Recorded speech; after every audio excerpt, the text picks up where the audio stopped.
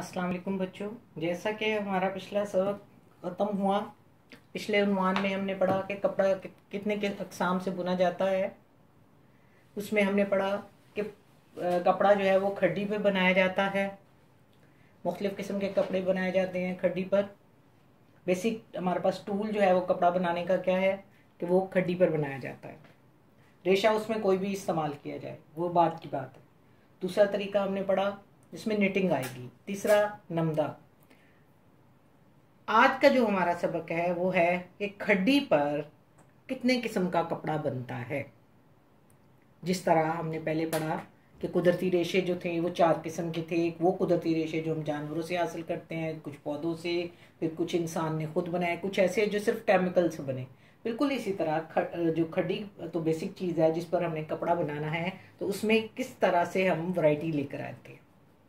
खड्डी पर कपड़ा जो है ये मैंने कल भी आपको बताया था कि खड्डी 2 किस्म की होती है। एक वो जो इंसान खुद ऑपरेट करता है, दूसरा मशीनें ऑपरेट करती हैं। जो बड़ी बड़ी मिलें हैं, जो टेक्सटाइल मिलें हैं, वो भी बेसिकली उनके जो कपड़ा तैयार होता है वो बड़े पैमाने पर बड़ी खड्डियाँ लगी होती हैं जो कि थानों के हिसाब से कपड़ा तैयार करती हैं।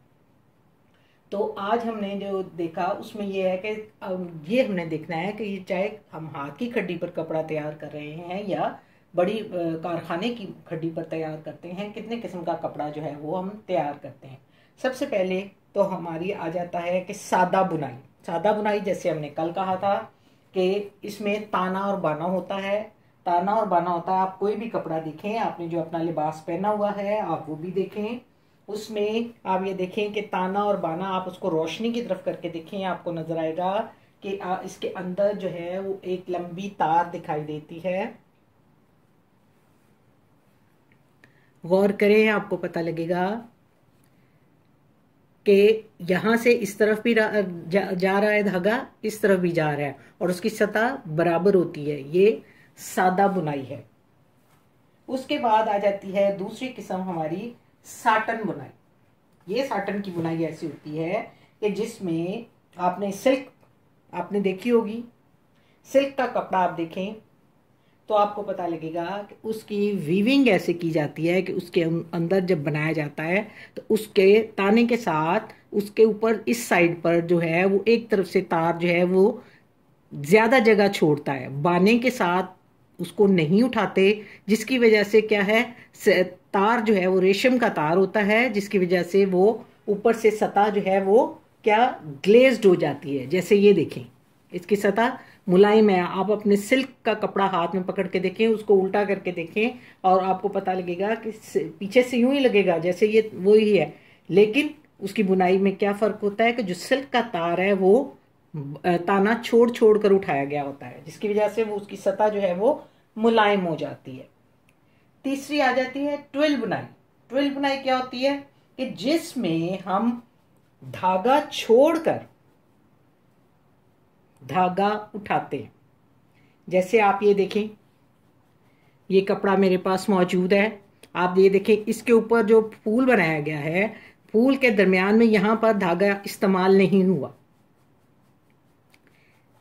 ऐसे ही कोई डिजाइन बनाने वाला कपड़ा आप अक्सर आपके इर्द गिर्द नजर आएगा। आप ये देखें कि ये इसके ऊपर डिजाइन आपको इस तरफ नजर आता है। इसी तरह एम्बोस का कोई भी आप डिजाइन देख लें जिसमें कपड़े में की होती है, जामावार कपड़ा देख लें, वो सब ट्विल बुनाई का एग्जाम्पल है। चौथी बुनाई हमारे पास आ जाती है बुरदार बुनाई। जैसा कि आप ये देखें, ये टॉवल के ऊपर आप ये देखें कि ये आप इसको हाथ से छू के देखें, ये तमाम चीजें आपके पास आपके घर में मौजूद होंगी कि इसके ऊपर जो धागा है वो लूप्स बनाकर खड्डी ने छोड़ा है। ताने के ऊपर जो बाना है वो क्या है, लूप बनाकर छोड़ता चला जाता है। ऐसी और इसकी दूसरी एग्जांपल, आपने वेलवेट पहनती हैं, जब सर्दियों में आप वेलवेट पहनती हैं, उसकी बुनाई भी यही होती है।